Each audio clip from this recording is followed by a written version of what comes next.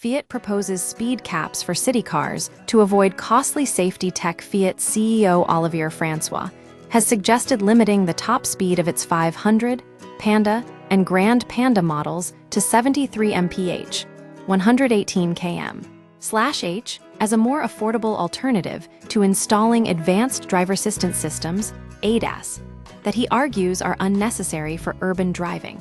The core argument: overregulation and rising costs. Francois contends that current EU safety regulations, designed for higher speed vehicles, are inflating the cost of small city cars without providing meaningful benefits to consumers.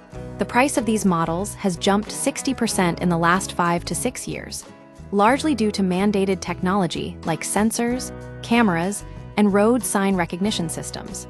He questions the logic of equipping vehicles primarily used for low-speed commutes with features intended for highway driving. A pragmatic solution: speed as a safety substitute rather than forcing expensive hardware onto budget-friendly cars. Fiat proposes a simpler solution: capping the maximum speed at the average legal limit across Europe. Since none of Fiat's city cars exceed 100 mph anyway, this limitation would be relatively mild and avoid unnecessary expenses.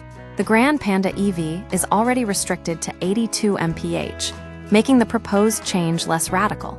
EU recognition and the M1E category. Francois welcomes the EU's consideration of a new M1E vehicle category for small cars, suggesting it acknowledges the mismatch between current regulations and the realities of urban driving.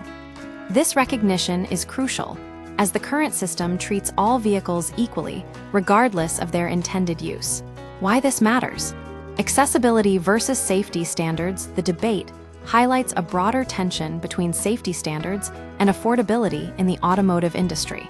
Overly strict regulations can make basic transportation more expensive, potentially excluding younger or lower-income buyers. Fiat's proposal challenges the assumption that all cars must be equipped for high-speed scenarios, advocating for a tiered approach that considers real-world driving conditions. I have a hard time understanding why we need to install all this super expensive hardware. It's not the same usage. Olivier Francois, Fiat CEO, the move could set a precedent for other manufacturers to push back against mandates they deem excessive, potentially reshaping the future of vehicle safety standards in Europe. Ultimately, Fiat's suggestion raises a fundamental question: should all vehicles be held to the same safety requirements, or should regulations be tailored to the specific use cases of different vehicle classes?